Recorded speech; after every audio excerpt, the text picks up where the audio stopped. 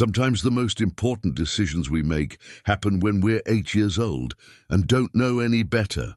Grace Mallory's 50-cent cabin purchase seemed like child's play back then, but it would change her life forever. When she was 8, Grace bought a rundown cabin for 50 cents from old Mr. Henderson.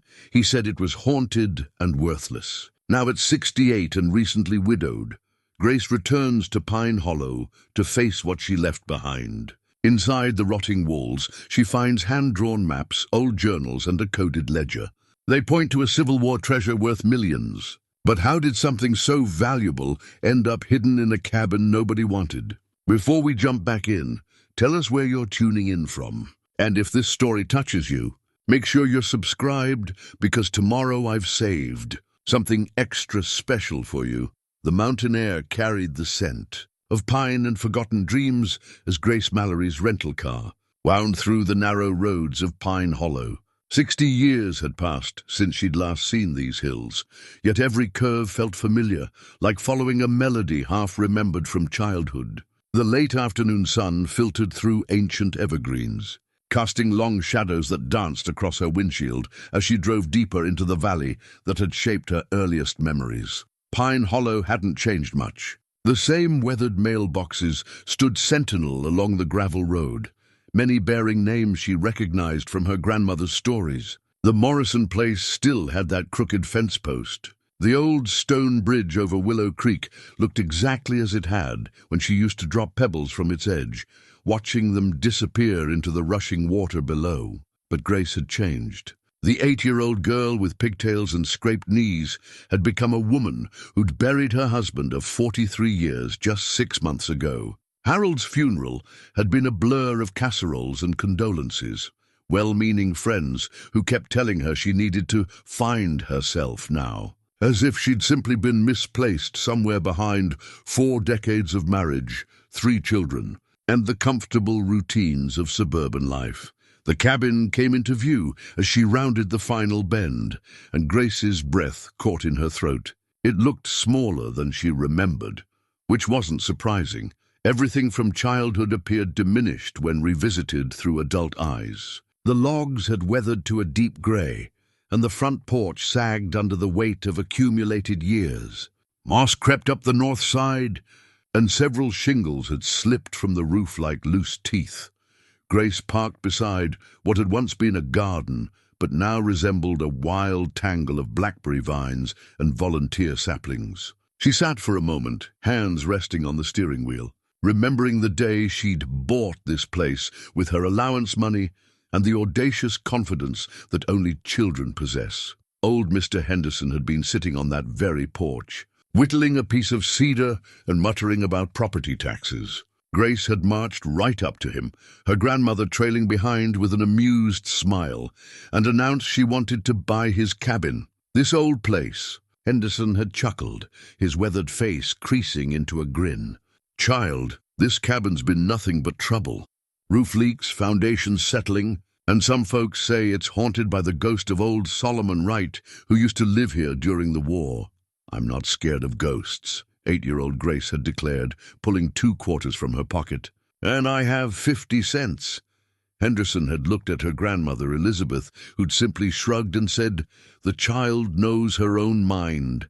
What happened next had become family legend. Henderson had drawn up a makeshift contract on the back of a seed catalogue, complete with official-sounding language about property rights and mineral considerations, that had made Grace feel immensely important. He'd signed it with a flourish, and Grace had carefully printed her name in the crooked letters of childhood. "There," Henderson had said, pocketing the 50 cents. "You're now the proud owner of the most worthless piece of property in 3 counties. But don't say I didn't warn you about old Solomon's ghost." Grace smiled at the memory as she stepped out of the car. The mountain silence wrapped around her like a familiar blanket, broken only by the distant sound of Willow Creek and the rustle of wind through the pines. This was a different kind of quiet than the suburban hush she'd grown accustomed to. This was the deep, abiding silence of a place where time moved more slowly, where generations of stories had settled into the very soil. A movement caught her eye, and she turned to see an elderly Asian woman emerge from the cabin next door. The woman was small and spry, with silver hair pulled back in a neat bun and intelligent dark eyes that seemed to take in everything at once. "You must be little Grace," the woman called out, approaching with a warm smile. "Though I suppose you're not so little anymore. I'm Helen Chen. Your grandmother and I were dear friends." Grace felt a rush of warmth at being recognized. "Mrs. Chen, grandmother mentioned you in her letters. I'm so glad you're still here. Still here and still keeping an eye on this old place," Helen said, gesturing toward the cabin. "Elizabeth asked me to watch over it after she passed. Said someday you might come back. She did. Oh yes. She always believed this place would call you home eventually. Said it had a way of doing that, bringing people back when they needed it most." Grace looked at the cabin again, seeing it through her grandmother's eyes. Elizabeth had been a woman who believed in the power of place, in the idea that some locations held memories and magic in equal measure. She taught Grace to listen for the stories that old buildings could tell, to respect the history that lived in weathered wood and worn stone. "I brought you something," Helen said, reaching into her sweater pocket. She pulled out a small, tarnished silver locket on a delicate chain. "This was your grandmother's. She wanted you to have it when you came back." Grace accepted the locket with trembling fingers. Inside was a tiny photograph of her grandmother as a young woman, standing right here in front of the cabin. Elizabeth looked radiant and full of possibility, her arms wrapped around a man Grace didn't recognize. "Who's the man in the photograph?" Grace asked.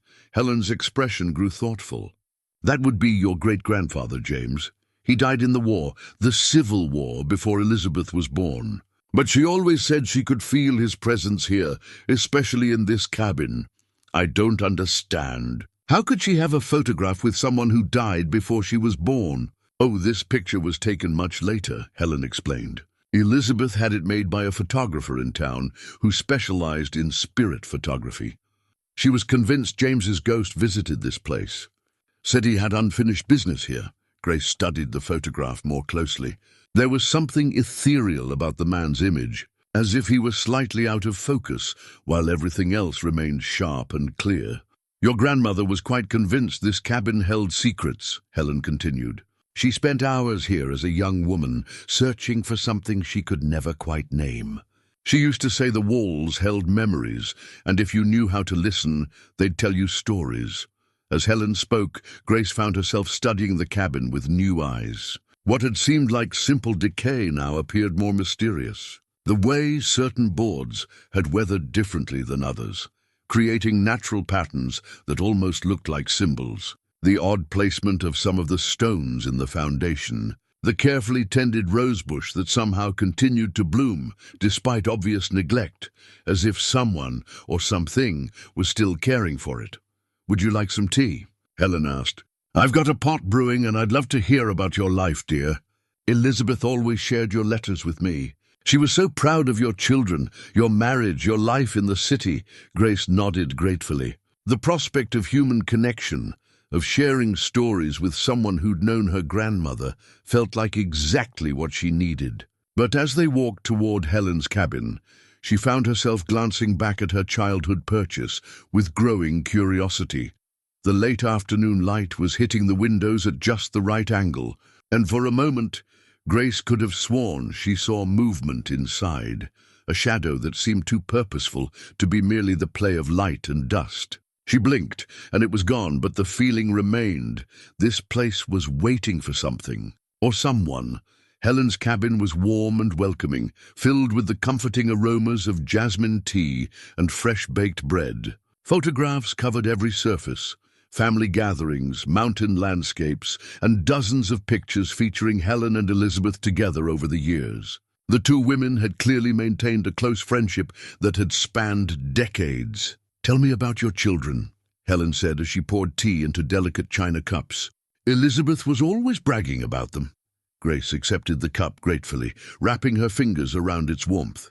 "My oldest, Sarah, is a teacher in Portland. She's got 2 daughters of her own now. Michael's a doctor in Seattle, busy saving lives and barely has time to call. And David, Grace paused, her expression clouding slightly. David's a history professor. He specializes in Civil War research, actually. But we haven't spoken much lately. Oh, that seems like quite a coincidence, given your family's connection to this place. What do you mean? Helen set down her teacup and studied Grace carefully. You don't know about the history of your cabin, do you? What history? Mr. Henderson said it was worthless. Henderson knew exactly what he was doing when he sold it to you, Helen said, with a mysterious smile. That man never did anything without a reason. He'd been waiting for the right person to claim that place for years.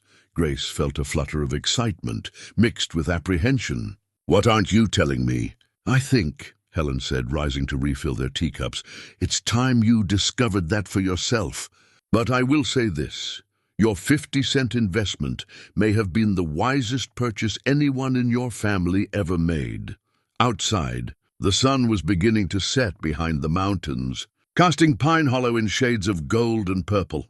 Grace found herself drawn back to the window, where she could see her cabin silhouetted against the darkening sky. Something about the way the shadows fell across its walls reminded her of a map, as if the very structure was trying to point toward something hidden. Helen, she said softly, do you really think there might be something valuable in that old place? Helen joined her at the window, and together they gazed at the cabin that had captured a child's imagination 60 years ago. Valuable, Helen mused. Oh, my dear Grace, I think you'll find that place contains more value than you ever dreamed possible. The question isn't whether it's there, it's whether you're ready to claim it. The next morning brought a crisp mountain dawn that painted the sky in soft pastels. Grace had spent a restless night in Pine Hollow's only bed and breakfast, her dreams filled with shadowy figures and half-remembered childhood adventures. She'd awakened with an urgent need to explore the cabin properly, to understand what Helen had hinted at the evening before, armed with a flashlight, work gloves, and the key Helen had given her. Apparently Elizabeth had left a spare with her neighbor years ago. Grace approached her childhood purchase with the methodical determination that had carried her through 4 decades of managing a household and raising children. The front door creaked, open with a sound like old bones settling. Dust motes danced in the morning light that streamed through grimy windows, and Grace's footsteps echoed hollow on the worn wooden floors. The interior was a study in abandonment, furniture covered in sheets, cobwebs draping the corners like tattered curtains, and the musty smell of a place that had been holding its breath for too long. But beneath the neglect, Grace could see the bones of something special. The craftsmanship in the hand-hewn beams was evident even under years of dust.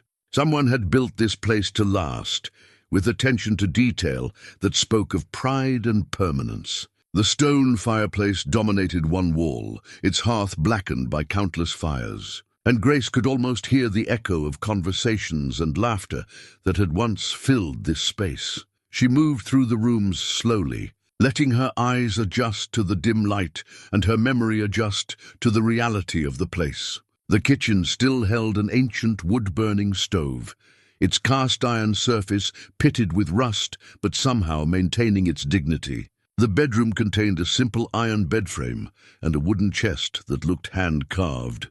It was in the main room that Grace noticed something odd. One section of the wooden flooring didn't quite match the rest. The boards were slightly different in width, as if they'd been replaced or added later. She knelt down, running her hands along the wood grain, and felt a slight give in one of the planks.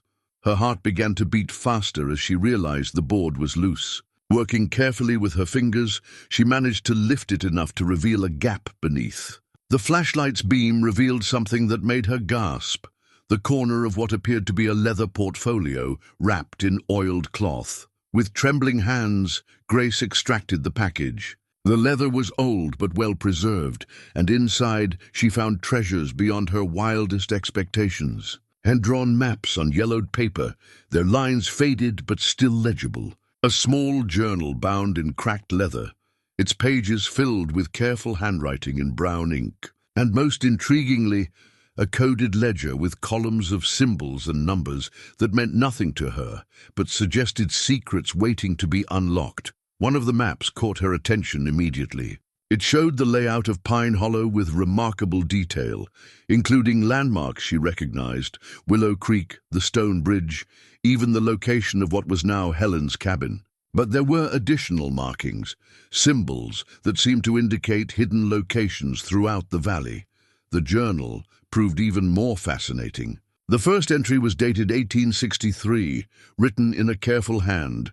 The cargo arrived safely tonight. 7 souls seeking freedom, including a mother with her young son who cannot be more than 10 years old. The boy reminds me of my own Samuel, God rest his soul. We have hidden them in the usual place until the next conductor arrives. The trail grows more dangerous each day, but the work must continue. Grace's breath caught as the implications sank in. This wasn't just any old cabin. It had been a station on the Underground Railroad. The cargo referred to escaped slaves, and someone living in this very space had risked their lives to help them find freedom. She flipped through more pages, each entry painting a picture of courage and compassion that made her chest tight with emotion. The journal's author, who signed his entries only as SW, had documented dozens of people who'd passed through Pine Hollow on their way to Canada and freedom. But it was the final entry that made Grace's hands shake. The war grows near its end, and my part in this work may soon be finished. I've hidden the contributions from our supporters in a place known only to me, along with documentation of our activities. Should anything happen to me, perhaps someday someone with the right heart will find what I have left and understand its significance. The gold and silver collected for this cause should continue to serve freedom and justice, even if I am not here to see it done. Look where the compass points true, and remember that some treasures are worth more than their weight in coin. Beneath this entry was a small, detailed drawing of what appeared to be a compass rose, with additional symbols arranged around its perimeter. Grace sat back on her heels, overwhelmed by the magnitude of what she'd discovered. Her childhood playhouse had been the site of one of history's most noble causes, a sanctuary for people seeking the most fundamental human right, freedom itself. But who was SW? And what had happened to the treasure he'd mentioned? The coded ledger might hold those answers, but she had no idea how to decipher it. She carefully rewrapped the documents and placed them on the kitchen table, then continued her exploration with renewed purpose. If there had been one hiding place, there might be others. It didn't take long to find them. A loose stone in the fireplace revealed a small cavity containing tarnished silver coins. Behind a section of wall paneling, she discovered more maps and what appeared to be letters of introduction, documents that would have helped escaping slaves prove their identities to the next station on their journey to freedom. Each discovery added another layer to the story, painting a picture of a sophisticated operation that had saved countless lives. Grace felt a deep sense of pride, knowing her family property had played such a crucial role in American history. But she also felt the weight of responsibility. These artifacts weren't just historical curiosities. They were testimonies to human courage and sacrifice. The morning had turned to afternoon by the time Grace finally took a break. She sat at the dusty kitchen table, surrounded by the evidence of her discoveries, and felt a mix of excitement and confusion. This was clearly significant, potentially invaluable both historically and financially. But she had no idea what to do with it. She thought about Helen's words from the night before, about the cabin holding more value than she could dream. Had Helen known about this? Had her grandmother known? More importantly, what should she do now? These artifacts belonged in a museum where they could be properly preserved and displayed for others to learn from. But first, she needed to understand the full scope of what she'd found. And for that, she needed help from someone who understood Civil War history and could decipher the coded ledger. She needed David. The thought of calling her son brought a familiar knot to her stomach. Their relationship had been strained for years, ever since his father's death had brought all their unspoken grievances to the surface. David blamed her for not encouraging his father to seek medical help sooner. Grace blamed David for living so far away, for being too busy with his career to visit regularly, for not understanding the compromises that marriage required. But David was also one of the country's leading experts on Civil War history, with a particular focus on Underground Railroad operations. If anyone could help her understand the significance of what she'd found, it was her son. Grace pulled out her phone and stared at David's contact information for a long moment. 6 months had passed since Harold's funeral. 6 months since their last conversation had ended in mutual disappointment and unfinished accusations. Taking a deep breath, she pressed call. "Mom?" David's voice carried surprise and a hint of concern. "Is everything all right?" "I'm fine, David. I'm in Pine Hollow. You remember where I used to visit Grandmother Elizabeth as a child?" "I remember. Why are you there?" Grace looked around at the dusty cabin, at the historical treasures spread across the table, at the evidence of her childhood's most important decision. "I think," she said carefully, "I found something that might interest you professionally, something that might change how we understand the history of this place, and maybe how we understand each other." David arrived in Pine Hollow 3 days later, driving his practical sedan up the winding mountain road with the same careful precision he applied to everything in his life. Grace watched from Helen's porch as her son parked beside her rental car, noting how he sat for a moment before getting out, the same hesitation she'd felt upon her own arrival. At 42, David carried himself with the slightly stooped posture of someone who spent too much time hunched over books and documents. His dark hair, so like his father's, was already showing threads of silver at the temples, and his beard was neatly trimmed in the style of the academics he worked alongside. He wore khakis and a button-down shirt despite the casual mountain setting, as if proper attire might protect him from the emotional vulnerability of family reconciliation. "Thank you for coming," Grace said as he approached the porch, her voice carefully neutral. "You said you'd found something historically significant," David replied, equally guarded. "I assume this isn't about us? It's about the cabin. The one I bought as a child." David glanced toward the weathered structure with the skeptical expression of someone who'd spent his career separating historical fact from family legend. "Mom, I know you have sentimental feelings about this place, but I don't think a childhood purchase—" "David." Grace's tone carried the authority of 4 decades of motherhood. "Just look at what I found before you dismiss it." They walked to the cabin in silence, the morning air crisp with the promise of autumn. Grace had spent the past 3 days cleaning and organizing her discoveries, creating a makeshift archive on the kitchen table that would meet David's exacting academic standards. The moment David saw the documents, his entire demeanor changed. The skeptical son disappeared, replaced by the focused historian who'd built his reputation on meticulous research and groundbreaking discoveries. "Where exactly did you find these?" he asked, his voice tight with barely controlled excitement as he examined the first map. "Hidden under loose floorboards, behind wall panels, in cavities throughout the cabin," Grace explained. Each hiding place contained different materials, as if someone had deliberately spread them around for security. David picked up the leather journal with the reverence he typically reserved for original manuscripts at the Library of Congress. His eyes scanned the entries quickly, his expression growing more amazed with each page. "This is extraordinary," he murmured. "I've seen references to a station master identified only as SW in several other collections, but no one's ever found his primary documentation." He looked up at Grace with something approaching awe. "Do you realize what you've discovered?" "I think I'm beginning to," Grace said softly.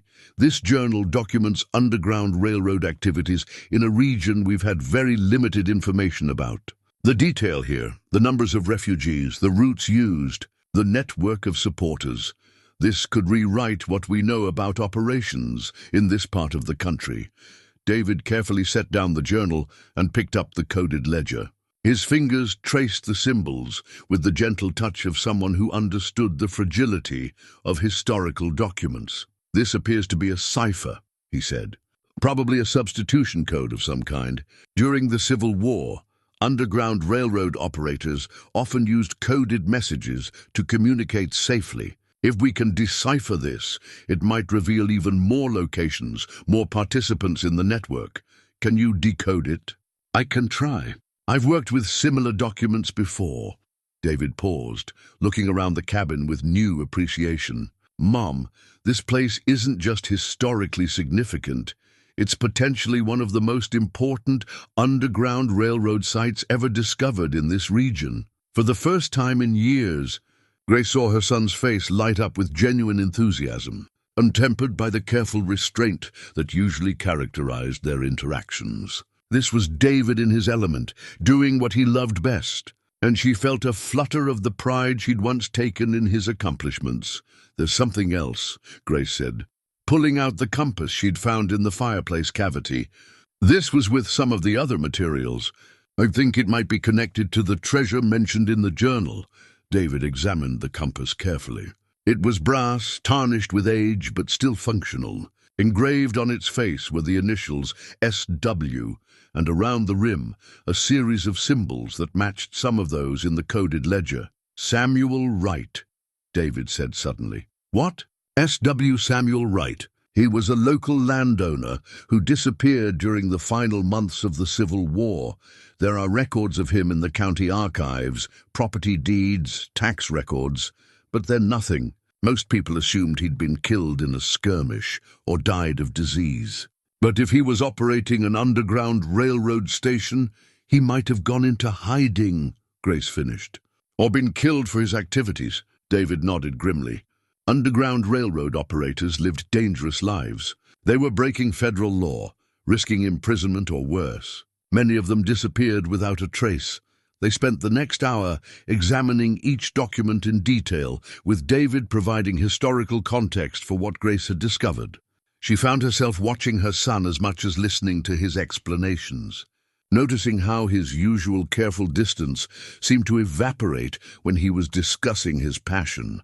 David, she said during a pause in his analysis, I want to apologize for something. He looked up from the map he'd been studying, wariness returning to his expression. When you chose to study history instead of something more practical, I wasn't as supportive as I should have been. Your father and I, we worried about your financial future, about whether you'd be able to support a family.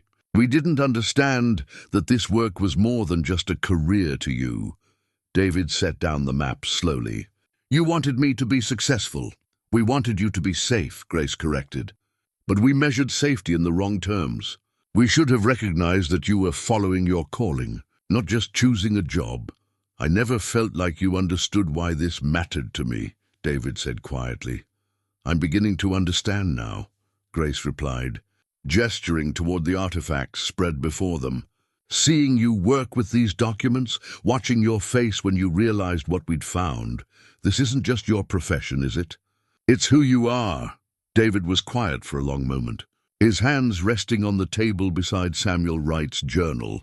These people, he said finally, the ones who risked everything to help others find freedom, they changed the course of history, one person at a time. Most of them never got recognition for what they did. Many of them died unknown and unremembered, but their courage made the world a better place. And you make sure they're remembered, Grace said. Understanding flooding through her, I try to.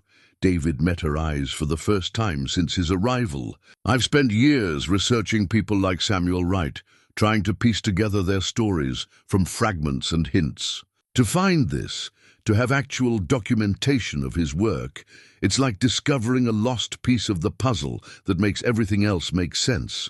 Grace reached across the table and placed her hand over his. Then let's solve this puzzle together. For the first time in years, David smiled at his mother without reservation. I'd like that, he said. I'd like that very much.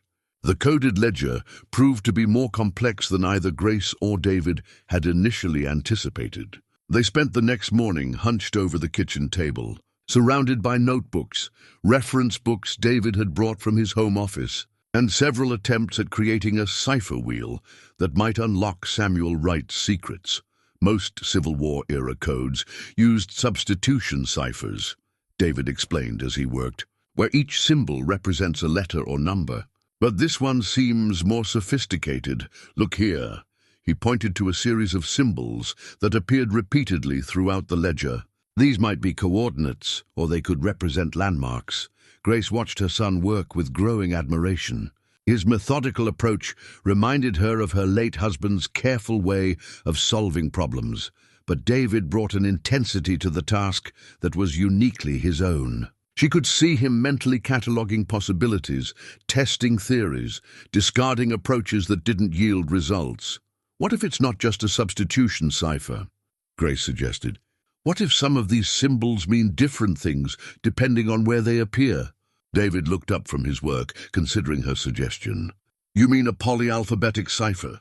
That would be unusually sophisticated for the 1860s, but not impossible. Some of the more educated Underground Railroad operators did use complex coding systems. They worked in companionable silence for a while. The awkwardness that had characterized their relationship for years gradually dissolving into the shared focus of a common goal. Grace found herself remembering the little boy who used to help her with crossword puzzles. The one who'd always been drawn to mysteries and hidden meanings.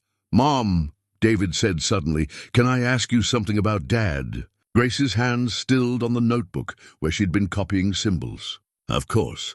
At the funeral you said I blamed you for not getting him to see a doctor sooner. But that wasn't what I was angry about." Grace looked at her son carefully. "What were you angry about?" "I was angry at myself," David said quietly. "I was angry that I'd been so focused on my career, on my research, that I didn't visit more often. I didn't see the signs that his health was declining. I was angry that you seemed to be handling everything so well, while I felt like I was falling apart. David, I took it out on you because it was easier than admitting I'd failed as a son." Grace set down her pen and reached across the table to take his hand. "You didn't fail as anything. Your father was proud of you, so proud of the work you were doing, the lives you were touching through your research. He used to brag to everyone about his historian's son, who was preserving important stories. He did. He kept every article you published, every lecture announcement, every mention of your work in academic journals. He had a whole file folder labeled David's Achievements. He'd show it to anyone who'd stand still long enough to look.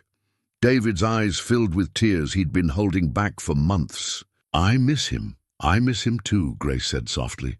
"But I think he'd be amazed by what we're doing here.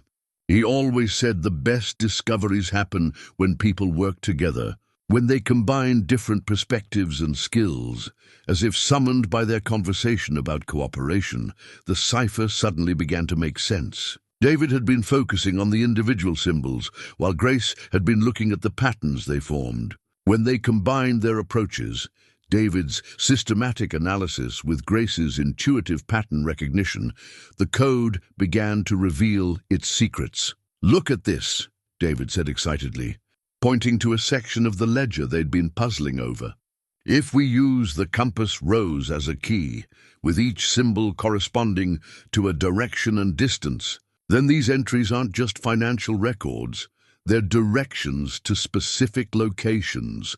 Grace studied the pattern he'd identified. "So this number here might mean 50 paces north of the large oak tree, and this symbol could indicate cash hidden beneath stone marker." Exactly.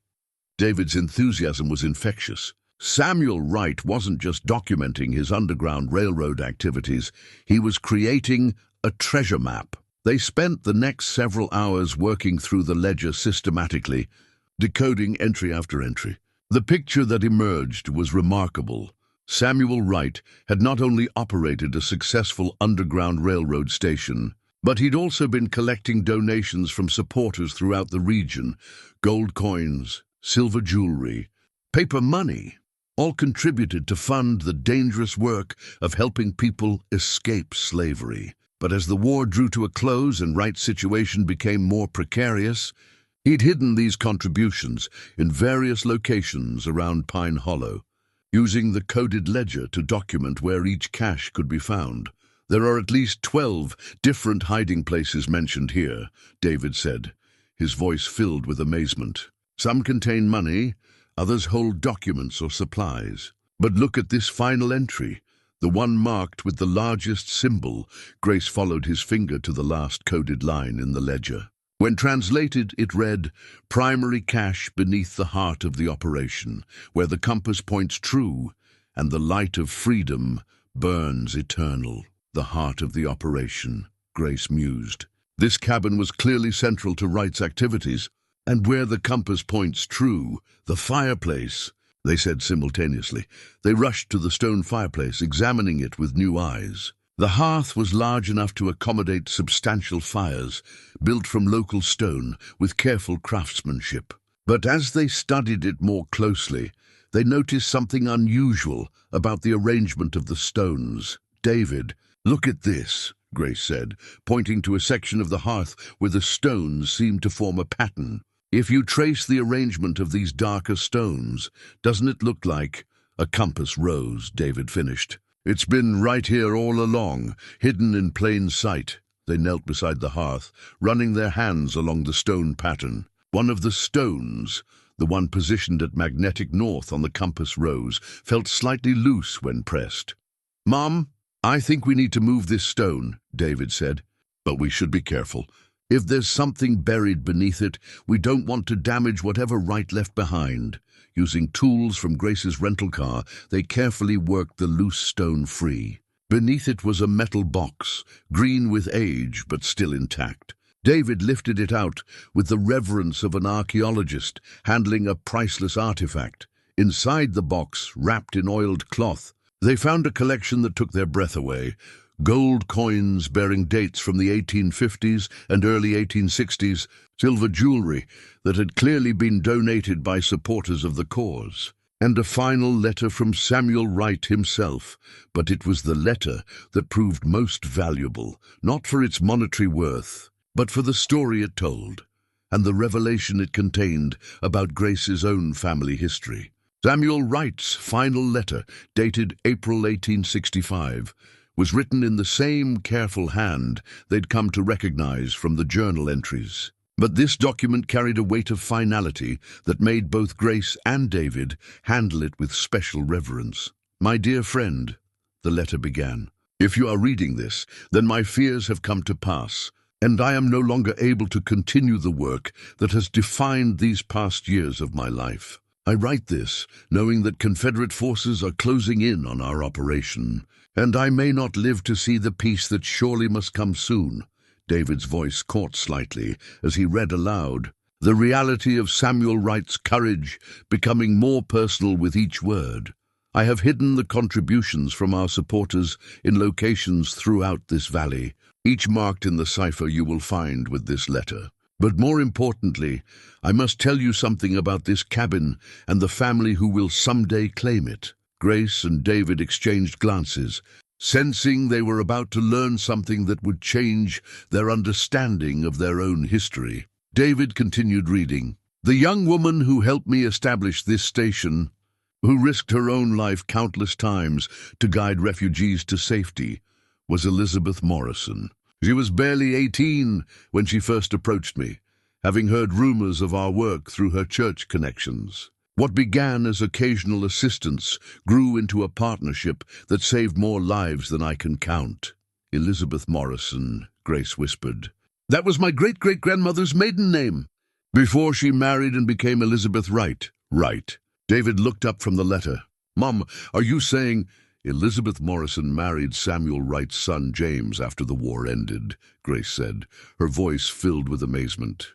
"But if Samuel had a son and Elizabeth married him, then Samuel Wright was your great-great-great-grandfather," David finished. "This wasn't just any underground railroad station. This was your family's operation."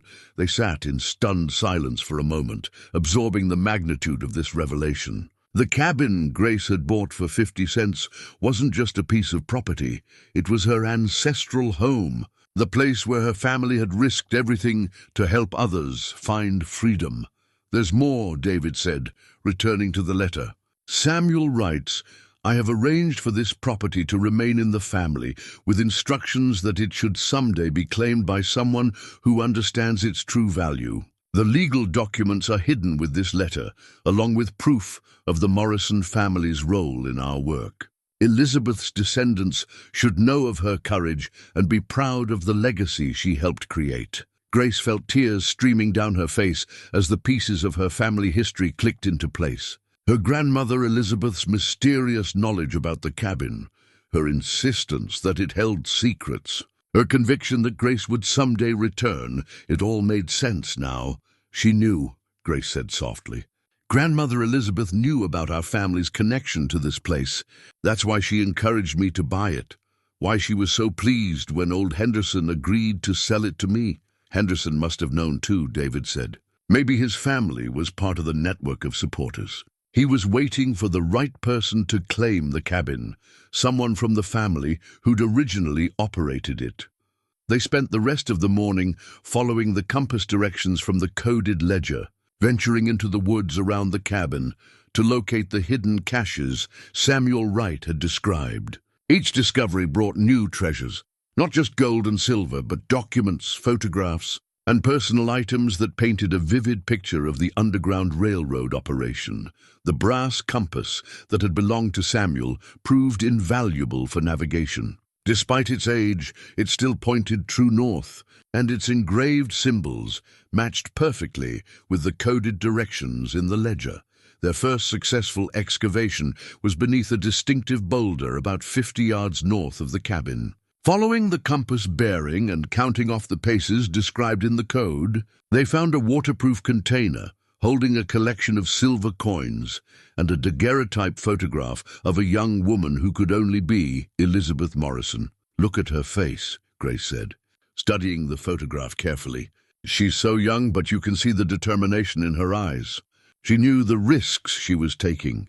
The courage it must have taken, David mused, for an 18-year-old woman to get involved in something so dangerous. Women couldn't even vote then, but she was actively participating in one of the most important social justice movements in American history, their second discovery, near an old oak tree whose distinctive shape had been sketched in Samuel's maps, yielded another cache of coins, along with a collection of letters, correspondence between Underground Railroad operators throughout the region, documenting the network of brave individuals who'd worked together to help enslaved people find freedom. As they worked, Grace found herself watching David with new eyes. His passion for this kind of discovery wasn't just professional, it was personal. He wasn't just uncovering history. He was connecting with his own family's legacy of courage and social justice.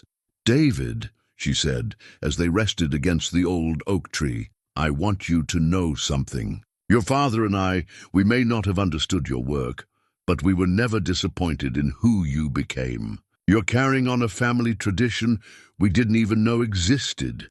David looked at the photograph of Elizabeth Morrison, then at his mother. "I keep thinking about what it means that you bought this place when you were 8 years old. It's like the family history called you back, even when you were too young to understand why. Maybe that's how family legacies work," Grace said thoughtfully. "Maybe the important things find a way to continue, even when we don't realize we're part of something larger than ourselves." As the afternoon wore on, they discovered 2 more caches, each adding to their growing collection of historical artifacts and family treasures. But it was during their return to the cabin that they encountered their first sign that their activities hadn't gone unnoticed. A black SUV was parked beside their cars, and a man in an expensive suit was examining the cabin's exterior with obvious interest. When he saw Grace and David approaching, he smiled with the practiced charm of someone accustomed to getting what he wanted. "Miss Mallory," he called out, "I'm Robert Sterling from Mountain Vista Development. I've been hoping to speak with you about a very attractive offer for your property." Robert Sterling's smile faltered slightly when he noticed the dirt on Grace and David's hands and the historical documents they were carrying. But he quickly recovered his professional composure.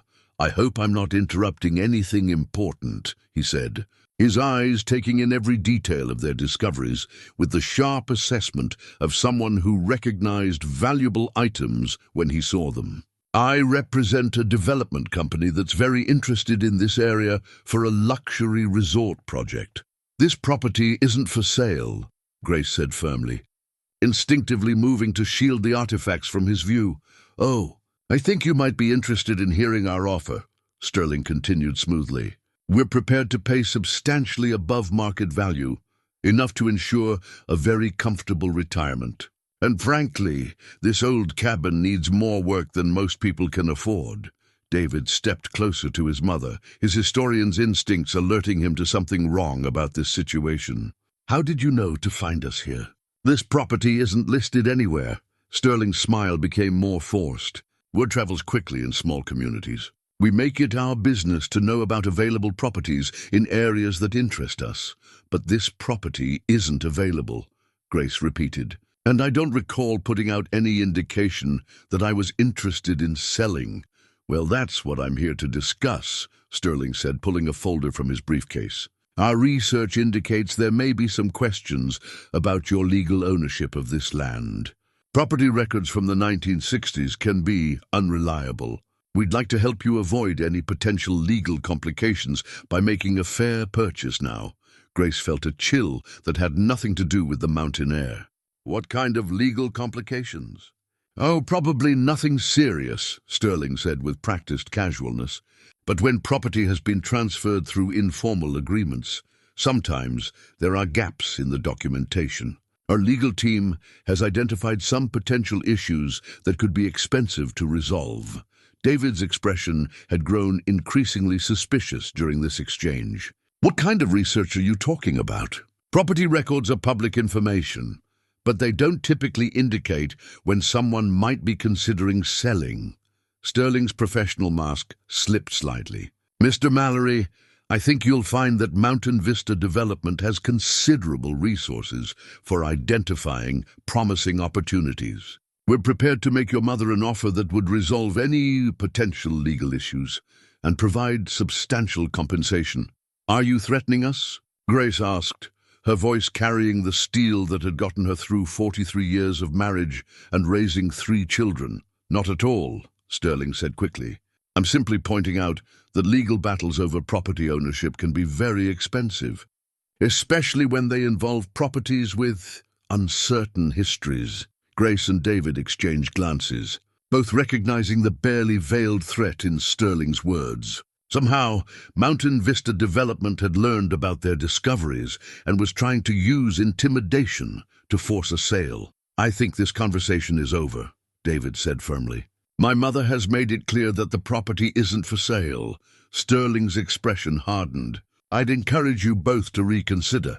Mountain Vista Development doesn't give up easily when we identify a property that fits our needs. There are many ways to resolve ownership disputes, and not all of them are pleasant for the current occupants. Are you threatening to steal our family's property? Grace asked, her voice rising with indignation. I'm offering to purchase it legally and fairly, Sterling replied. But if you choose to be unreasonable, we have other options. Property law can be very complex, especially when it involves old family claims and informal agreements. After Sterling left, Grace and David sat on the cabin's front porch, trying to process what had just happened. The joy of their historical discoveries was now tempered by the realization that they might have to fight to keep what they'd found. How could he know about what we've discovered? Grace asked. We haven't told anyone except Helen. Maybe he doesn't know about the specific artifacts, David said thoughtfully. But something has attracted his attention to this property. The question is what? They spent the evening at Pine Hollow's Historical Society, researching Mountain Vista Development and trying to understand what might make their small mountain property attractive to a luxury resort company.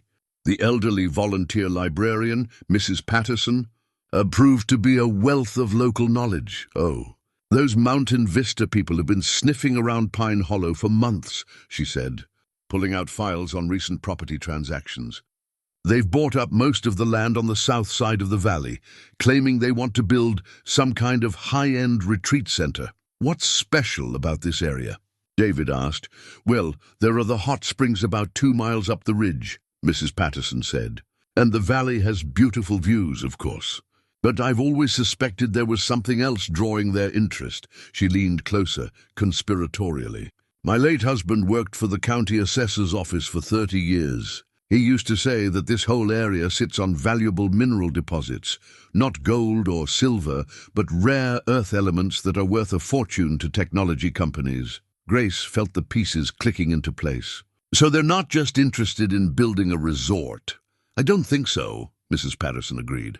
I think they want the mining rights, and if they can claim the property through legal challenges to current ownership, they can get those rights without paying fair market value. David was studying a map of the valley, tracing the boundaries of Mountain Vista's recent purchases. Look at this pattern, Mom. They've been buying a circle around your property. If they can get your land, they'll control access to the entire mineral deposit. But I have a legal deed, Grace said. Mr. Henderson signed it over to me properly when I was 8. That's what we need to verify, David said. If Henderson had the legal right to sell the property, and if the deed was properly recorded, then you have clear ownership. But Sterling seems to think there's some vulnerability he can exploit. They spent the next morning at the county courthouse, researching the chain of title for Grace's property. What they discovered was both encouraging and troubling.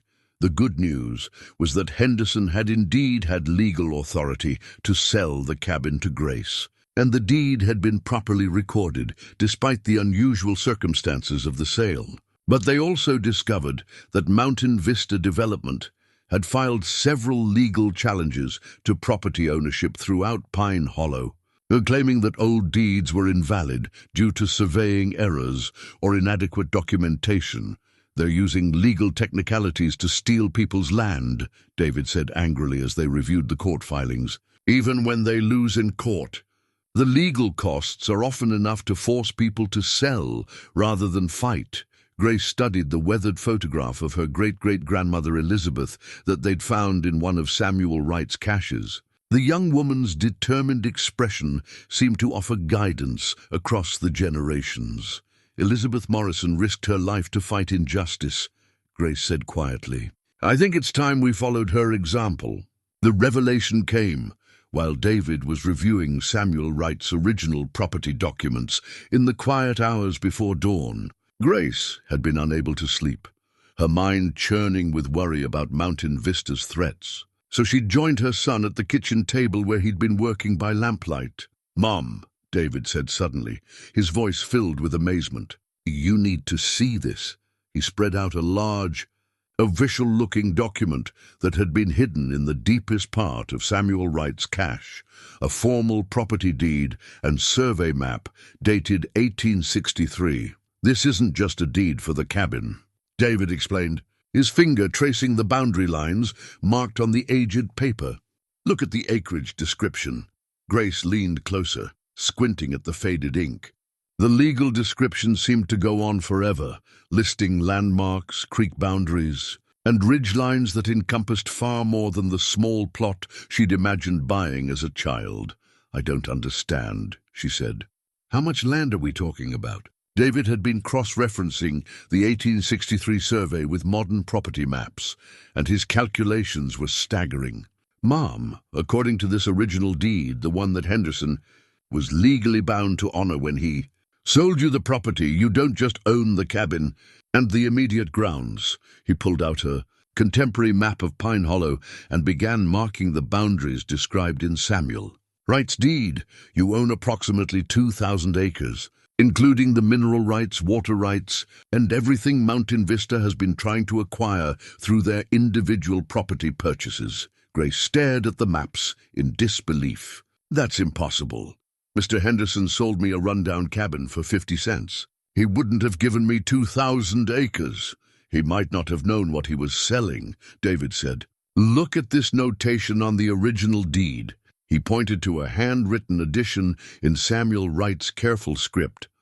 Property boundaries to include all lands necessary for the protection and operation of freedom activities, with full mineral and water rights preserved for future generations of the Wright-Morrison family line. Samuel Wright made sure that whoever inherited this land would have the resources To protect it, David continued. He was thinking ahead, knowing that valuable properties might someday be threatened by people who didn't understand their historical significance. The implications were enormous. Not only did Grace legally own the land that Mountain Vista had been trying to acquire through intimidation and questionable legal challenges, but she also owned the mineral rights that made the property so valuable to them, David. This means you're not just the owner of a historically significant cabin, David said, with growing excitement. You're the legal owner of one of the most valuable pieces of property in this part of the state.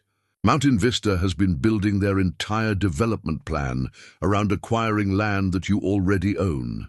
But even as they celebrated this discovery, Grace felt a growing sense of unease. If Mountain Vista had been researching property ownership as thoroughly as they claimed, how could they not know about the true extent of her holdings? The answer came with the sunrise, in the form of Sterling's black SUV returning to the cabin, this time accompanied by 2 additional vehicles and several official-looking men in suits. Sterling approached the cabin with less of his previous charm and more of the aggressive confidence of someone who believed he held all the cards. "Ms. Mallory," he called out, "I think we need to have another conversation. My legal team has identified some serious concerns about your property claim." Grace and David emerged from the cabin, the original deeds safely tucked away, but their newfound knowledge giving them confidence. "What kind of concerns?" Grace asked. "It appears that the property transfer in the 1960s was never properly recorded with updated boundary surveys," Sterling said, consulting a folder of documents. "The land you believe you purchased may actually be much smaller than indicated in older records." "That's interesting," David said mildly.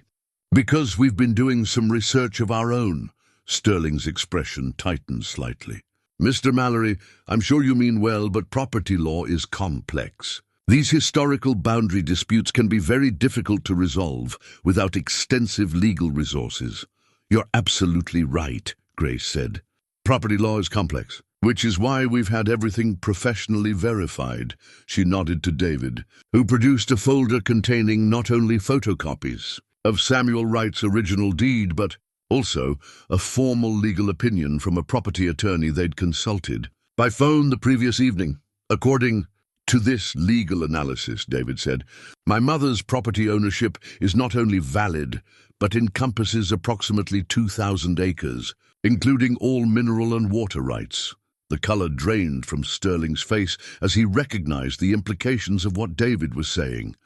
"Furthermore," Grace continued, "our research indicates that Mountain Vista Development has been operating under the false assumption that this property was available for acquisition. All of your recent purchases in Pine Hollow are actually on land that I already own."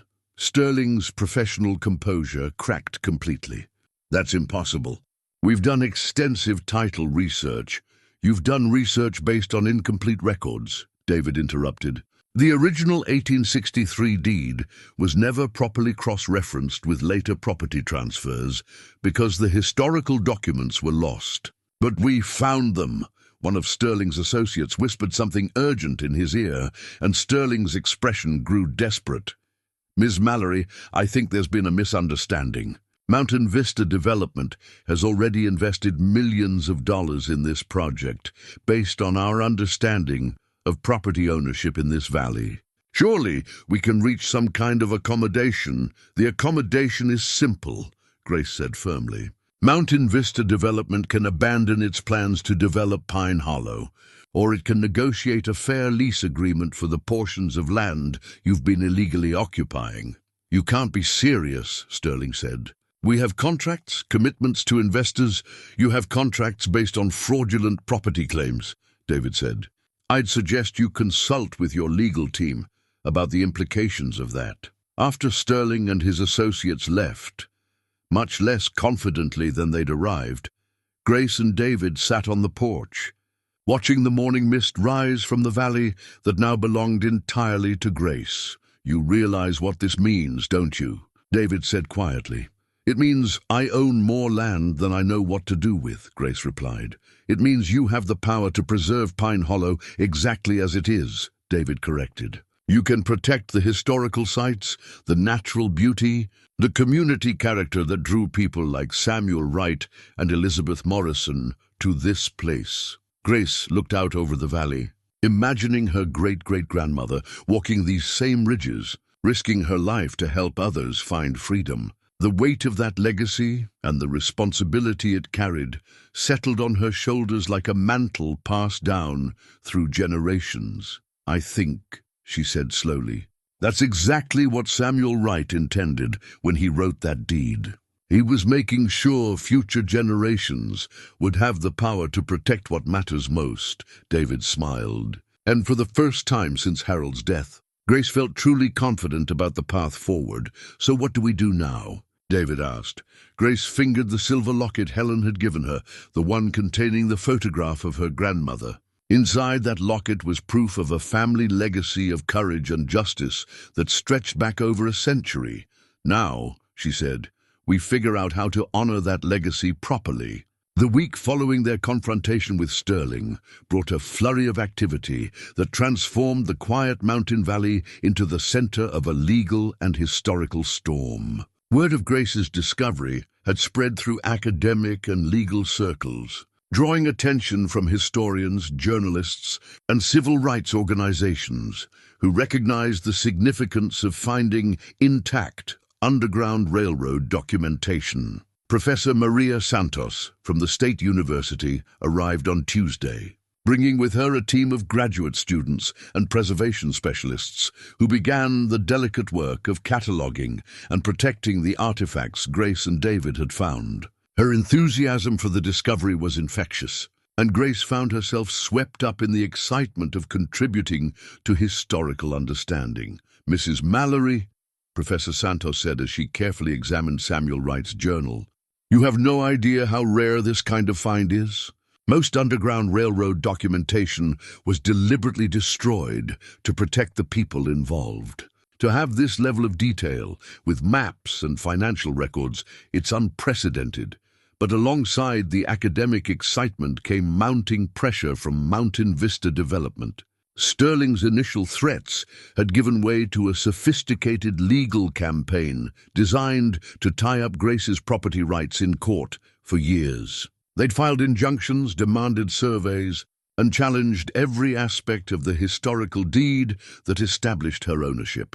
They're hoping to exhaust your resources, explained Patricia Walsh, the property attorney Grace had hired to defend her rights. Even if they ultimately lose, they're calculating that the legal costs will force you to settle on their terms. David had taken a leave of absence from his university position to help coordinate their defense, throwing himself into the research with the same intensity he'd once applied to his academic work. But Grace could see the strain wearing on him, the way his jaw tightened when each new legal challenge arrived, the growing anger in his voice when he talked about Mountain Vista's tactics.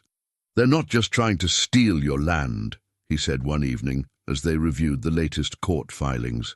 They're trying to erase the historical significance of this place.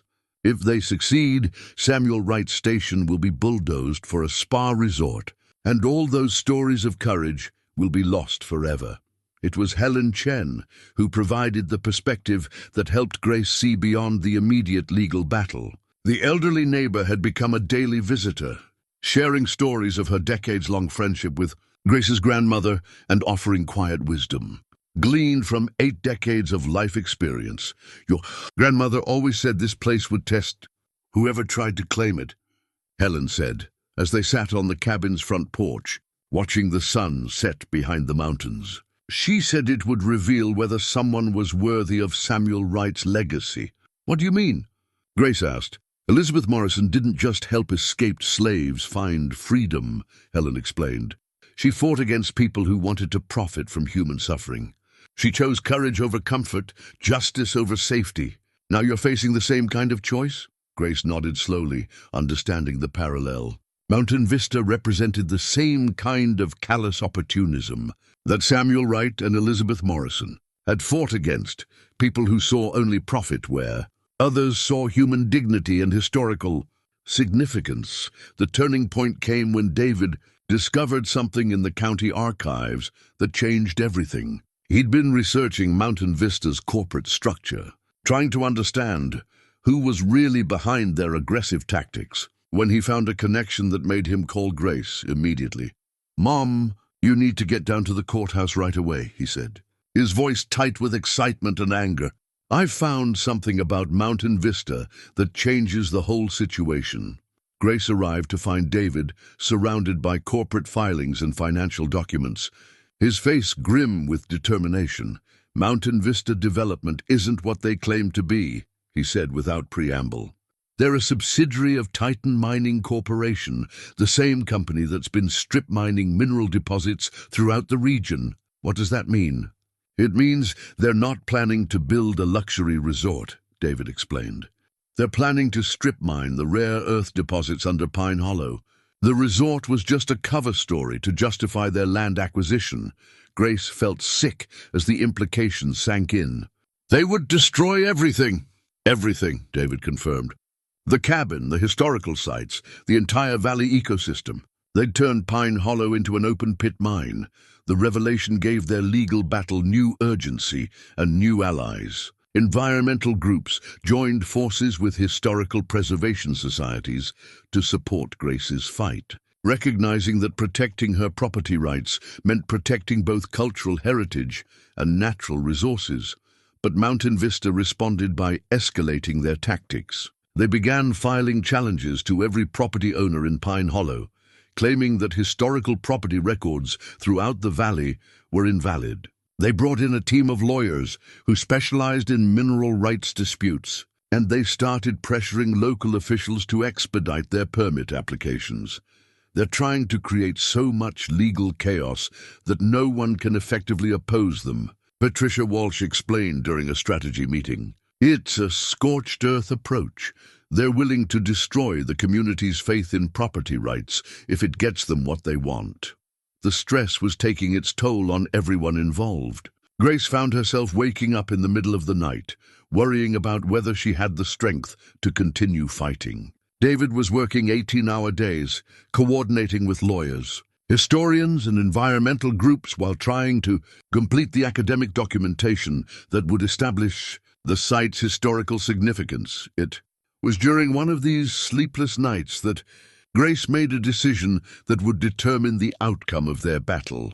She was sitting in the cabin's main room, surrounded by Samuel Wright's artifacts.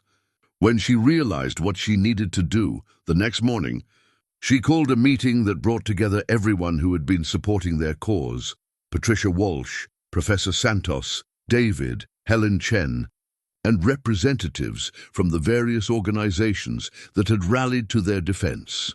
"I've been thinking about what Samuel Wright would do in this situation," Grace began. "He faced people who wanted to destroy lives for profit, and he didn't fight them by playing their game. He fought them by creating something stronger than their greed." She gestured toward the artifacts that now filled the cabin. "Samuel Wright built a network, people working together to protect what mattered most. I think that's what we need to do now." Over the next several hours, they developed a strategy that went far beyond simply defending Grace's property rights. They would establish Pine Hollow as a historical preserve, protected by state and federal designations that would make it legally impossible for Mountain Vista to pursue their mining plans. "The legal process for historical designation takes months," Professor Santos warned. "Mountain Vista won't wait patiently while we apply for protection. Then we'll have to be creative about buying time," Grace said. "And we'll have to be willing to take some risks."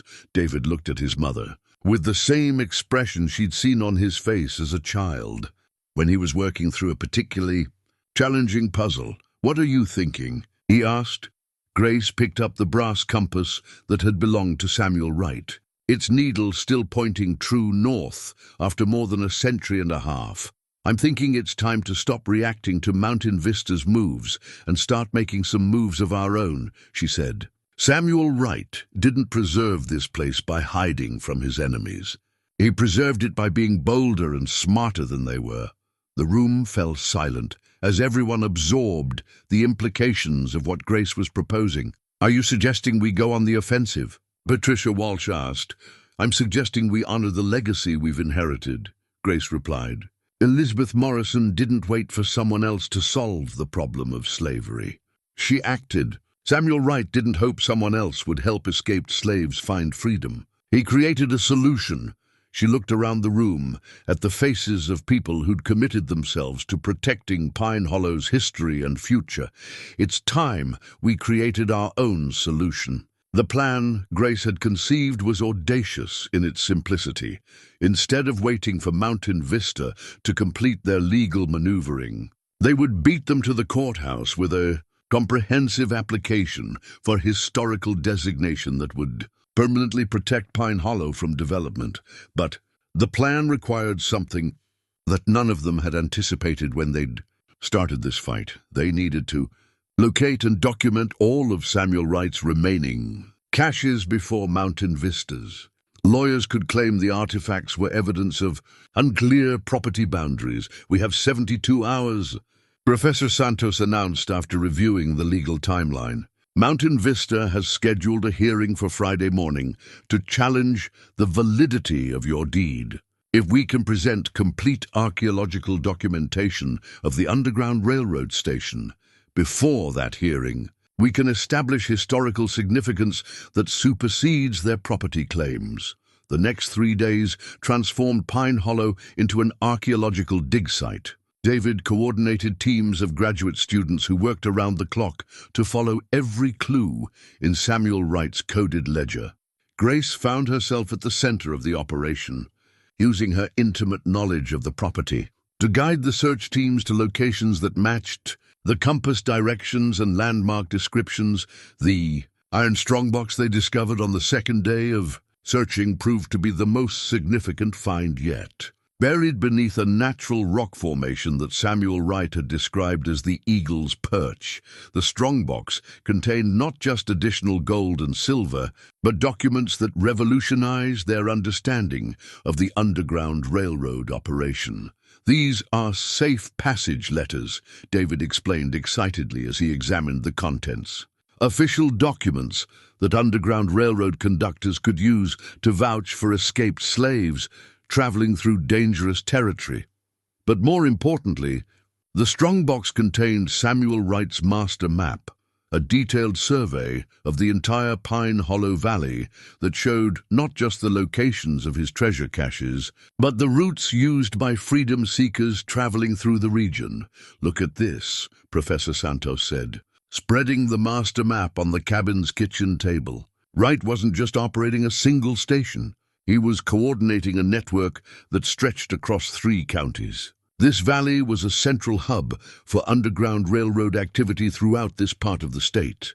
Grace studied the map with growing amazement. The routes Samuel Wright had documented showed Pine Hollow as the convergence point for multiple escape paths, a place where refugees could rest safely before making the final push toward the Canadian border. "No wonder this place felt so important to me as a child," she said softly. "It was built to be a sanctuary."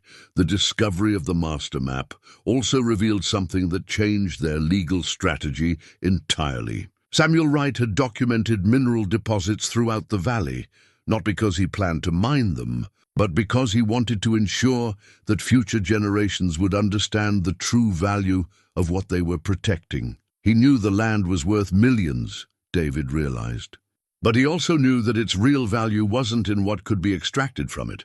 Its value was in what it represented, a place where people had risked everything for justice. By Thursday evening, they had located and documented 12 separate cache sites, each containing artifacts that added to the historical significance of Pine Hollow. The graduate students had worked with the precision of professional archaeologists, photographing and cataloging every item, creating a comprehensive record that would satisfy the most demanding academic standards. But as they prepared for Friday's court hearing, Grace found herself drawn back to the cabin where it had all started. She sat in the main room, surrounded by the artifacts that had launched this incredible journey, and thought about the 8-year-old girl who'd bought this place for 50 cents. Nervous? David asked, joining her at the kitchen table, where Samuel Wright's journal lay open to his final entry. Grateful, Grace corrected. I keep thinking about all the coincidences that had to align for this moment to happen. Mr. Henderson deciding to sell to a child. Grandmother Elizabeth encouraging me to make the purchase. You becoming a Civil War historian. Even Harold's death bringing me back here when I needed a new purpose. David nodded thoughtfully. Sometimes I think Samuel Wright is still watching over this place, making sure the right people find what they need to find. Grace picked up the brass compass, its needle steady and true, despite its age. Tomorrow, we find out whether we've done enough to honor his legacy. Whatever happens in that courtroom, David said, we've already accomplished something remarkable. We've brought Samuel Wright's story back to life. We've given Elizabeth Morrison the recognition she deserved. And we've shown that ordinary people can still fight for what's right, Grace smiled, remembering the determination in her great-great-grandmother's photographed face, the courage that had inspired generations of her family to stand up for justice. Then let's go finish what they started. The county courthouse was packed beyond capacity on Friday morning, with supporters spilling out into the hallway and onto the front steps. Grace had expected their legal team and the academic researchers, but she hadn't anticipated the dozens of community members who'd arrived to show their support for preserving Pine Hollow. Helen Chen sat in the front row, wearing her best dress and holding a folder of photographs that documented the valley's history over the past 60 years. Behind her were neighbors Grace had never met, local business owners who understood that protecting Pine Hollow meant protecting the character of their entire community, and even some of Mountain Vista's own employees who'd grown uncomfortable with their company's aggressive tactics. But it was the presence of Martha Washington Johnson that truly took Grace's breath away. The elderly African-American woman had driven 6 hours from her home in the state capital after learning about the Underground Railroad discovery. Through newspaper coverage, my great-great-grandfather was helped by someone in these mountains in 1864, she told Grace during a brief conversation before the hearing began. Family stories always said there was a white man who risked his life to guide escaped slaves to safety. I think that man might have been Samuel Wright. Sterling and his legal team occupied the opposite side of the courtroom, their expensive suits and briefcases creating a sharp contrast with the community members who'd come to support Grace. They'd brought their own experts, property lawyers, mining engineers, and corporate representatives, who spoke in the careful language of legal technicalities and business necessities.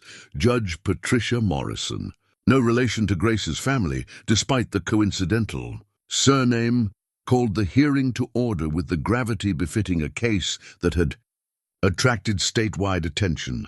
This hearing will determine the validity of property ownership claims in Pine Hollow, she announced. The court will hear evidence regarding both the historical record of property transfers and the cultural significance of the disputed land. Mountain Vista's lead attorney, James Crawford, presented their case first. He argued that Grace's childhood property purchase was invalid due to inadequate documentation, that the historical deed Samuel Wright had prepared was legally questionable, and that decades of unclear boundaries had created a situation requiring judicial resolution. My clients have invested millions of dollars in good faith, based on property records that indicated this land was available for development, Crawford argued. They've followed all proper legal procedures and should not be penalized for the county's historical record-keeping deficiencies. But when Patricia Walsh stood to present Grace's defense, the entire atmosphere in the courtroom shifted. She began not with legal arguments, but with Samuel Wright's own words, reading aloud from his journal entries about the courage required to help others find freedom. Your Honor, she said, this case is about more than property law. It's about whether we honor the sacrifices of those who came before us. or whether we allow their legacy to be destroyed for corporate profit. David took the witness stand to present the historical evidence they'd compiled, his academic credentials lending authority to his testimony about the significance of their discoveries. He spoke passionately about the Underground Railroad network Samuel Wright had operated, about the courage of people like Elizabeth Morrison, and about the responsibility current generations had to preserve these stories. The artifacts we've discovered don't just prove my mother's legal ownership of this property, he testified. They prove that Pine Hollow was a crucial link in one of American history's most important moral crusades. To destroy this site for a mining operation would be to erase irreplaceable evidence of human courage and compassion.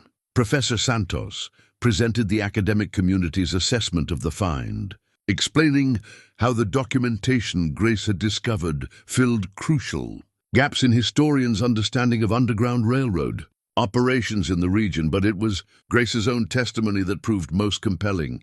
She spoke simply and directly about the 8-year-old girl who'd bought a cabin for 50 cents, about the family legacy she'd unknowingly inherited, and about the responsibility she felt to protect what Samuel Wright and Elizabeth Morrison had died to preserve.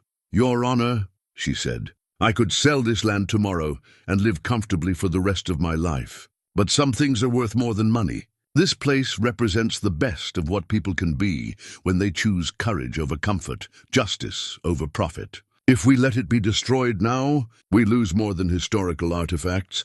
We lose faith in the possibility that ordinary people can make a difference." When Martha Washington Johnson was invited to speak as a representative of families whose ancestors had been helped by Underground Railroad operators, her words carried the weight of generations of gratitude. "Samuel Wright saved my great-great-grandfather's life," she said simply. "That man walked hundreds of miles to find freedom, and when he was closest to capture, someone in these mountains risked their own life to help him. I'm here because that courage lived in this place, and it deserves to be remembered." Judge Morrison called for a recess to consider the evidence, and Grace found herself surrounded by supporters whose presence reminded her that this fight had grown beyond her personal property rights. "Whatever happens," Helen Chen told her, "you've already won the most important victory. You've brought this story back to life." Grace nodded, but her eyes were on the courthouse doors, waiting for the judge's decision that would determine the future of Pine Hollow. 20 minutes later, Judge Morrison returned with a ruling that would reshape the entire valley. The court finds that Mrs. Mallory's property ownership is valid, and that the historical significance of Pine Hollow warrants immediate protection from any development that would compromise its archaeological integrity. The courtroom erupted in cheers, but Grace's attention was focused on the framed photograph of her grandmother that she'd brought for luck, Elizabeth Morrison's determined face seeming to nod approval across the generations. 6 months after Judge Morrison's ruling, Grace stood once again on the front porch of the cabin that had changed her life. But this time, she wasn't alone in her wonder at what the place had become. The bronze historical marker beside the front door gleamed in the afternoon sunlight, its inscription reading, "Pine Hollow Underground Railroad Station, operated 1862-1865 by Samuel Wright and Elizabeth Morrison." This site served as a crucial sanctuary for freedom seekers traveling the northern route to Canada, preserved through the dedication of the Wright-Morrison family descendants. A small group of visitors listened attentively as Grace finished her story, their faces reflecting the same amazement she'd felt that first morning when she'd discovered Samuel Wright's hidden treasures. The most remarkable thing, she told them, wasn't finding the gold and silver, though that certainly helped fund the preservation efforts. The most remarkable thing was discovering that courage and compassion can echo across generations, inspiring people we'll never meet to continue fighting for what's right. The visitors, a mixture of historians, genealogy enthusiasts, and families whose ancestors might have passed through Pine Hollow, asked thoughtful questions about the artifacts now displayed in the cabin's carefully restored interior. Grace answered each inquiry with the patient enthusiasm of someone who'd found her true calling in sharing these stories. David emerged from the research center they'd established in the cabin's expanded back room, carrying a folder of correspondence that had arrived that morning. His face showed the contentment of someone whose professional passion had merged perfectly with personal purpose. "Mom, you need to see this," he said, holding up a letter with university letterhead. "The National Park Service has approved our application for federal historical designation. Pine Hollow will be protected permanently." Grace accepted the letter with hands that trembled slightly, not from age or infirmity, but from the profound satisfaction of a task completed honorably. The federal designation meant that no future development could threaten the integrity of the Underground Railroad site, and that the stories preserved here would be available for generations of visitors to discover. "Your great-great-grandmother would be proud," Helen Chen said, joining them on the porch. At 85, Helen moved more slowly than she once had, but her eyes remained sharp with intelligence and warmth. She'd become the unofficial historian of Grace's family legacy, sharing memories of conversations with Grace's grandmother that added depth and context to the formal historical record. The transformation of Pine Hollow had exceeded everyone's expectations. The treasure Samuel Wright had hidden, gold coins, silver jewelry, and historical documents, had provided the initial funding for preservation efforts, but donations from historical societies, civil rights organizations, and individuals inspired by the story had made possible a restoration that honored both the site's history and its ongoing educational mission. The cabin itself had been carefully restored to its 1860s appearance, with hidden compartments left accessible, so visitors could experience the thrill of discovery that had launched Grace's journey. The kitchen table where she and David had first decoded Samuel Wright's cipher now displayed reproductions of the historical documents, allowing visitors to trace the same intellectual path that had revealed the site's significance. But perhaps more importantly, Pine Hollow had become a gathering place for conversations about courage, justice, and the responsibility each generation has to preserve what previous generations had died to protect. "I received a call yesterday from a high school teacher in Tennessee," David told Grace as they watched the day's final tour group explore the grounds. "She wants to bring her students here next spring to learn about the Underground Railroad. She said her kids need to see evidence that ordinary people can make a difference when they choose to act on their convictions." Grace smiled, remembering the 8-year-old girl who'd marched up to Mr. Henderson's porch with 50 cents and the audacious confidence that she could buy whatever she wanted. That little girl couldn't have imagined the journey her simple purchase would eventually make possible. But Grace now understood that the most important decisions often happen when we're too young or too naive to fully comprehend their implications. This May, late afternoon sun painted Pine Hollow in the same golden light that had welcomed her return 6 months earlier. But Grace's perspective on the valley had transformed completely. Where she'd once seen only memories and possibilities, she now saw a living testament to the power of individual courage multiplied by community support. Mountain Vista Development had quietly withdrawn their development plans after the court ruling, their corporate representatives offering a brief statement about respecting the community's historical preservation priorities. Grace suspected their retreat had less to do with respect than with the legal and financial complications of fighting a battle they could no longer win. But she was content to let their motivations remain mysterious as long as their threat to Pine Hollow had been permanently eliminated. As the day's visitors departed and the mountain's silence returned to the valley, Grace found herself drawn once more to the kitchen table where Samuel Wright's journal lay open to his final entry. The words she'd read dozens of times still carried the weight of prophecy fulfilled. "Perhaps someday someone with the right heart will find what I have left and understand its significance. I think we understood it correctly," she said aloud, though she wasn't sure whether she was speaking to Samuel Wright's memory, to her own sense of satisfaction, or simply to the mountain air that seemed to carry echoes of all the conversations that had taken place in this remarkable space. David joined her at the table, and together they sat in the comfortable silence of shared accomplishment. The strained relationship that had brought them both pain for years had been replaced by a partnership built on mutual respect and common purpose. "What happens now?" David asked, the same question he'd posed 6 months earlier, but with entirely different implications. Grace picked up Samuel Wright's compass, its needle pointing true north as it had for more than a century and a half. "Now," she said, "we keep the stories alive, and we trust that the next generation will understand their significance as clearly as we have." Outside, Pine Hollow settled into evening quiet, protected and preserved, its stories safe for all the generations yet to come.